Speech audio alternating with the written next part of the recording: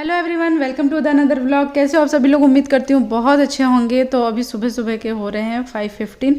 आज सुबह से ही मैंने ब्लॉग चालू कर दिया है और अभी टाइम हो रहा है आशु अंशु को अपने अपने काम पे जाने का। यानी कि आशु अपने समर कैंप जा रही है, अंशु अपने क्रिकेट एकेडमी जा रहा है। तो पूरी समर वेकेशन स्टार्ट हो गया, आधी ख़त्म भी हो गई है।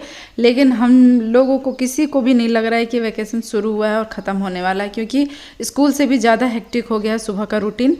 तो सुबह सुबह सारा भागम भाग रहता है, इनको रेडी करवाना पड़ता है और हम दोनों ही मिलके ये सारे काम करते हैं। मेरे हस्बैंड कभी भी ऐसा नहीं हुआ है कि मैं करती रहती हूँ और वो सुबह के टाइम पे सोए रहते हैं, आज तक नहीं हुआ। वो अपने आप ही जग जाते हैं, बल्कि बच्चों को भी वही जगाते हैं कभी कभी।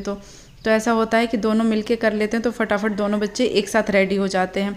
और अंशु चला गया था इस वक्त तक, अब आशु रेडी हो रही थी। तो आशु के बाल वगैरह करने पड़ते हैं क्योंकि वो अभी कंघी चोटी नहीं कर पाती है, तो उसका चोटी बनाने पड़ते हैं और टाइम हो रहा था।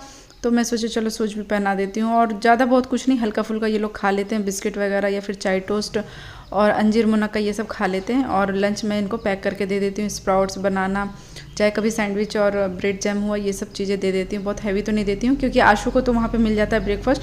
और अंशु जल्दी थोड़ा आ जाता है, 10 बजे तक आ जाता है और आशु 11 बजे तक आती है। तो आशु को हमें ज़्यादा देना नहीं पड़ता क्योंकि वो वहाँ पे उसको खाने का पीने का सब चीज़ मिल जाता है। और यहाँ पे धूप इतनी तेज़ हो रही है और बच्चे सुबह सुबह 3-4 घंटे बाहर का वर्कआउट करते हैं धूप में, तो काफ़ी ज़्यादा इनमें टैन भी हो रहा है। तो मैं सनस्क्रीन को ज़रूर लगाती हूँ सुबह के टाइम पे, फिर भी टैनिंग हो रही है।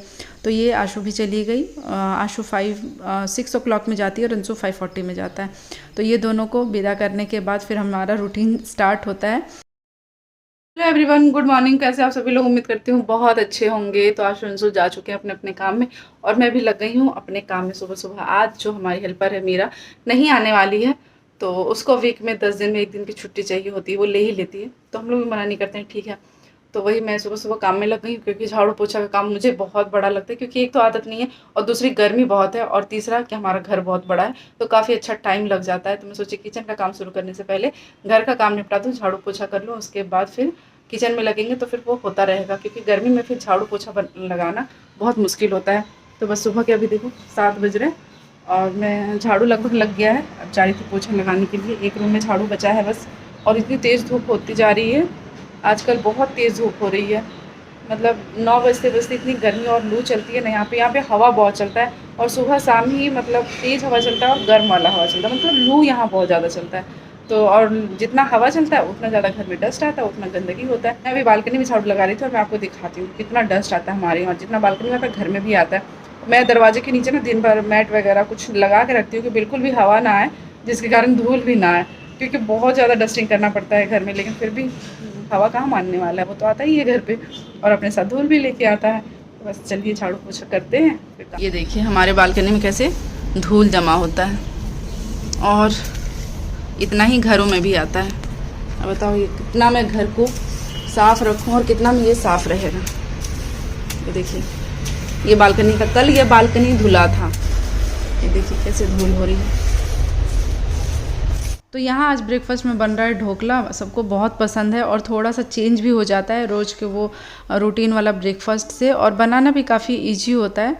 तो यहाँ पे मैंने 2 कप बेसन लिया है, इसको छान के ले लेते हैं क्योंकि बेसन कभी कभी होता है ना कि रखे रखे 1-2 कीड़े आ जाते हैं।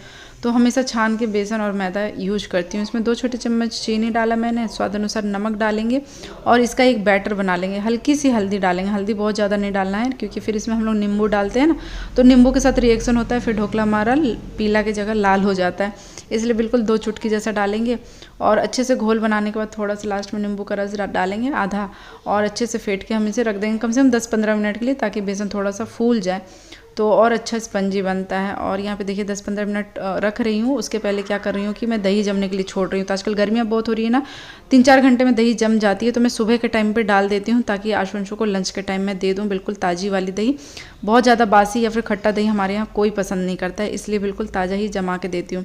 बस हस्बैंड के लिए मैं रात में रखती हूँ, वो सुबह वो ब्रेकफास्ट में खा के जाते हैं। और साथ साथ में किचन भी साफ़ करते रहो ना, खाना बनाते बनाते में तो बहुत काम ईजी हो जाता है। नहीं तो लास्ट टाइम तक तो पूरा खाना कंप्लीट होने के बाद तो ऐसा हालत हो जाता है किचन का, लगता है कि कहाँ से उठाऊँ और कहाँ पे रखूँ। इसलिए बीच बीच में सफाई भी चलती रहती है, इसलिए मुझे किचन के काम में थोड़ा टाइम ज़्यादा लग जाता है। और यहाँ पे इस ढोकले को मैं बनाऊँगी इस केक टिन में, आप किसी तरह के बर्तन भी ले सकते हैं। तो मैं इस वीडियो में ना आपसे एक रेसिपी शेयर कर रही हूँ। तो इस तरह की वीडियोज आपको कैसी लगेगी, या फिर ये वीडियो कैसा लगा, या फिर रेसिपी कैसी लगी, कमेंट में ज़रूर बताइएगा। और चैनल को अभी तक सब्सक्राइब नहीं किया तो प्लीज़ सब्सक्राइब कर लेना, क्योंकि मुझे बार बार बोलना अच्छा नहीं लगता और आप लोग हमेशा ही भूल जाते हो सब्सक्राइब करने के लिए। तो जल्दी जल्दी 1000 सब्सक्राइबर पूरे करवा दो इसमें। और अच्छे से उसको हम 5 मिनट फेंटेंगे बैटर को। उसके बाद लास्ट में हम इनो डालेंगे 1 छोटा चम्मच का।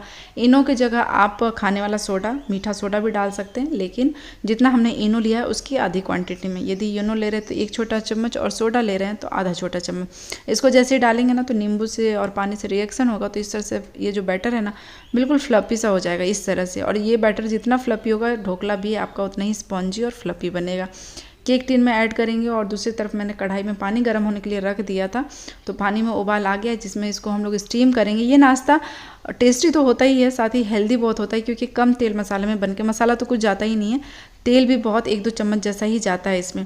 और इसे हम 10 से 15 मिनट के लिए, 10 से 15 मिनट के बीच का इसको पकाएंगे। और थोड़ा सा बैटर ज़्यादा हो गया था तो मैंने एक कटोरी में भी इसको रख के स्टीम कर लेंगे, तो वो भी पक जाएगा साथ ही साथ में। और यहाँ पे देखिए, इसके लिए मैं साथ साथ में खाना भी बना रही थी। हस्बैंड को ऑफिस जाना है तो लंच भी बना रही थी। तो दाल हमारा बन गया, उसमें मैंने तड़का लगा दिया सिंपल हींग जीरा और लाल मिर्च का। और सब्जी उधर मेरी बन रही है। और इधर मैंने ढोकला के लिए तड़का के लिए चढ़ा दिया एक पैन। इसमें डालेंगे 1-2 चम्मच तेल। इसमें डालेंगे राई दाना यानी कि सरसों के दाने, कड़ी पत्ता और हरी मिर्च। वो डालने के बाद इसमें हम लोग पानी डालेंगे, फिर चीनी डालेंगे। इसका जो पानी बनता है ना वो खट्टा मीठा और तीखा वाला बनता है। तो हरी मिर्च से तीखापन आ जाएगा, चीनी से मीठा हो जाएगा। और नींबू हमने ऑलरेडी बैटर में डाला, बैटर में नहीं डालेंगे तो इस पानी में भी आप लास्ट में डाल सकते हैं। तो इस तरह करके बहुत ही चटपटा सा ये बन के तैयार होता है ढोकला का जो टेस्ट होता है। तो कड़ी पत्ता हमने डाल दिया। इसको भुनने के बाद ये सारा प्रोसेस कर लेंगे। तो जो सुबह का काम होता है ना फ्रेंड्स, वो सुबह के टाइम पे मैं क्या करती हूँ कि ज़्यादा से ज़्यादा काम निपटाने की कोशिश करती हूँ। और बच्चे बाहर जाते हैं, हस्बैंड बाहर जाते हैं, तो सबके खाने पीने का भी खास ख्याल रखना पड़ता है, क्योंकि सारे न्यूट्रिशन उनको मिलने चाहिए। तो अधिकतर वही चीज़ें मैं सुबह के टाइम पे बनाती हूँ जिसमें प्रोटीन बहुत ज़्यादा होता है, जैसे कि स्प्राउट्स वगैरह, अंडे बॉयल करना। ये सब चीज़ें थोड़ी सी मुश्किल पड़ती है सुबह के टाइम पे, 1 नहीं 10 काम हो जाते हैं, लेकिन फिर भी मैं जल्दी जल्दी करके उनको देने का और कोशिश करती हूँ। ताकि एक दिन का तो है नहीं, रोज़ बाहर जाना, रोज़ बच्चे इतने मेहनत कर रहे हैं, सारे लोग मेहनत कर रहे हैं, तो खाना तो अच्छा होना ही चाहिए। इसलिए सुबह के टाइम में ये तीनों गैस है ना मेरा ये ऑन रहता है कम से कम 1 से 1.5 घंटे के लिए। 4-5 आइटम तो रोज़ सुबह के टाइम पे बन जाता है। फिर मैं पूरा दिन फ्री रहती हूँ, खाने से फ्री रहती हूँ।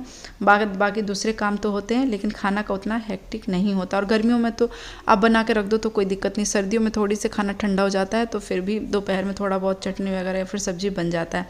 और ये देखिए, जब ढोकला ना पूरी तरह से ठंडा करा लेंगे और जो पानी है उसको भी अच्छे से ठंडा करा लेंगे। और ये देखिए कितना सॉफ्ट और स्पॉन्जी बना है ना, बहुत ही ज़्यादा। और बच्चों को यदि हर 4-5 दिन में कुछ कुछ बना के दे दो ना नया, तो वो खुश हो जाते हैं, जैसे इडली वगैरह। और मैं तेल मसाले वाली चीज़ ज़्यादा नहीं बनाती हूँ, इसी तरह की चीज़ बनाती हूँ जिसमें तेल मसाले कम यूज हो। और बेसन में भी होता है प्रोटीन बहुत ज़्यादा। चाहे इडली बना लेती हूँ, चीला बना लेती हूँ, जिसमें कम तेल में और कम मेहनत में भी बन के तैयार हो जाता है। पानी और ढोकला दोनों ठंडा हो जाए ना, उसके बाद इसके ऊपर से इस पानी को डाल देंगे, वो ताकि एब्जॉर्ब कर जाए। और पानी डाल के आप तुरंत भी सर्व कर सकते हैं, या फिर आपको 2 घंटे बाद खाना है तो भी खा सकते हैं, क्योंकि ये वाला जो नाश्ता है ना ठंडा करने के बाद ही ज़्यादा टेस्टी लगता है और अच्छा भी लगता है।